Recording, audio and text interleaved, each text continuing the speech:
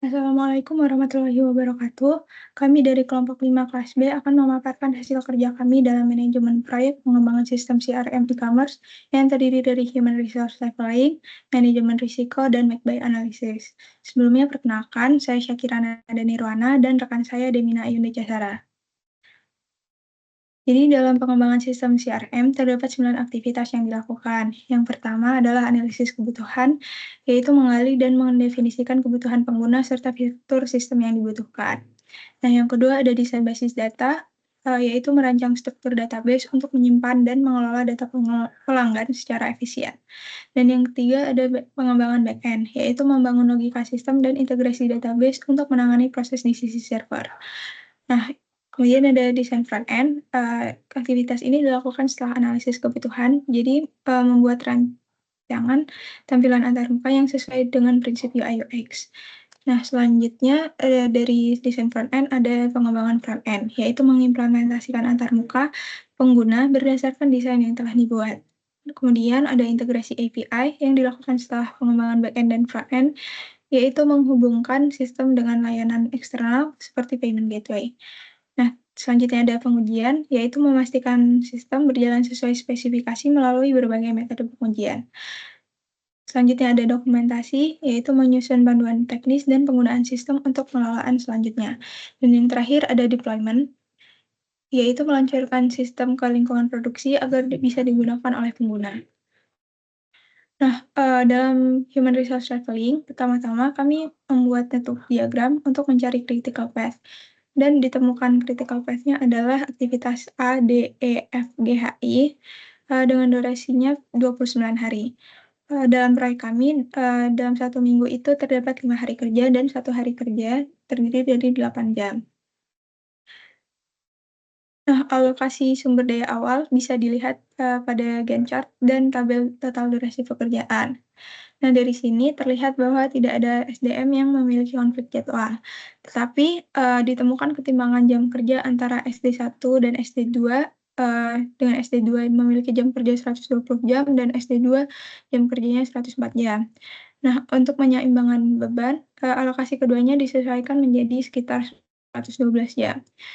Penyesuaian seperti itu juga dilakukan pada JD1, JD2, dan JD3 agar jam kerja mereka merata. Jadi sekitar 96 sampai 100 jam. Nah, kami menggunakan 3 strategi resource leveling. Yang pertama adalah resource splitting. Jadi untuk menyeimbangkan beban kerja antara SD1 dan SD2 dilakukan pembagian tugas pada aktivitas integrasi API. Jadi di hari pertama SD2 menggantikan SD1 untuk menyelesaikan pekerjaan selama 1 hari penuh atau 8 jam. Kemudian di hari kedua hingga keempat aktivitasnya dilanjutkan oleh SD1.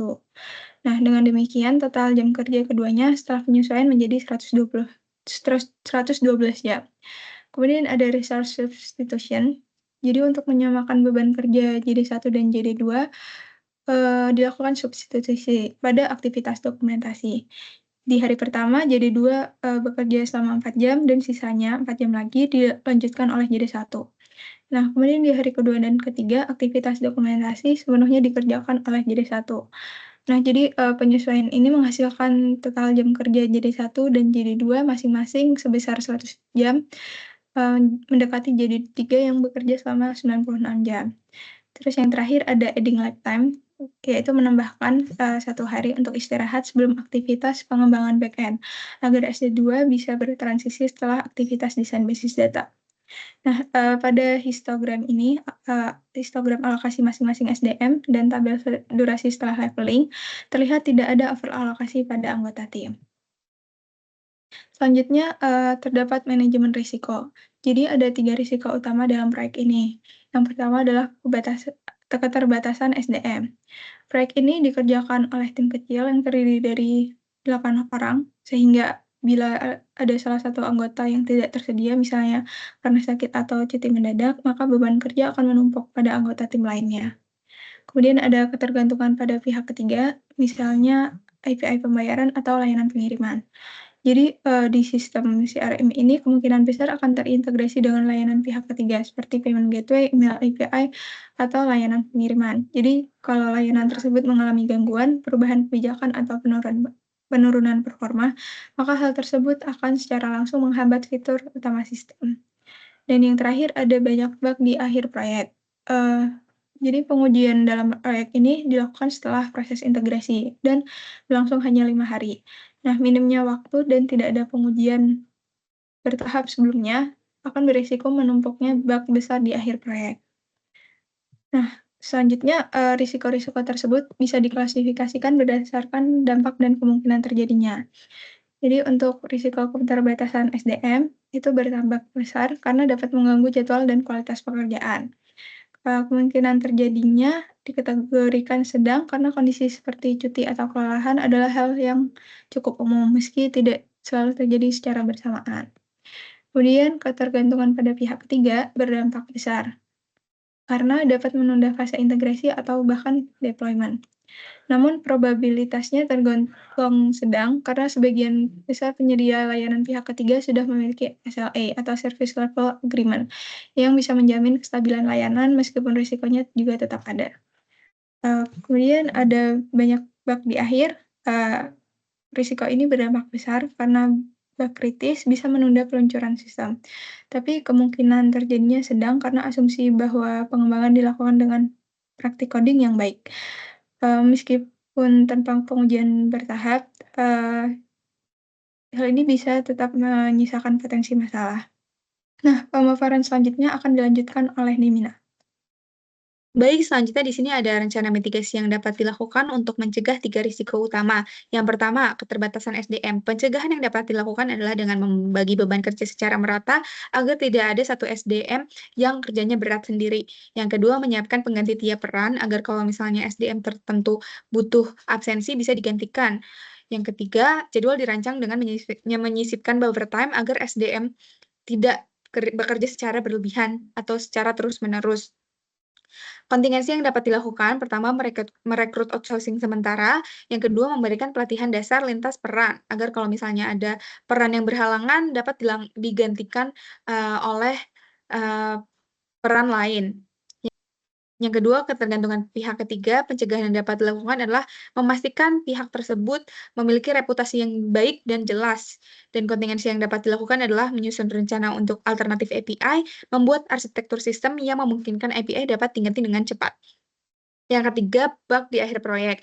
Pencegahan yang dapat dilakukan, pertama, QA mulai melakukan pengujian secara bertahap atau incremental testing, tidak hanya dites pada di akhir tapi secara bertahap.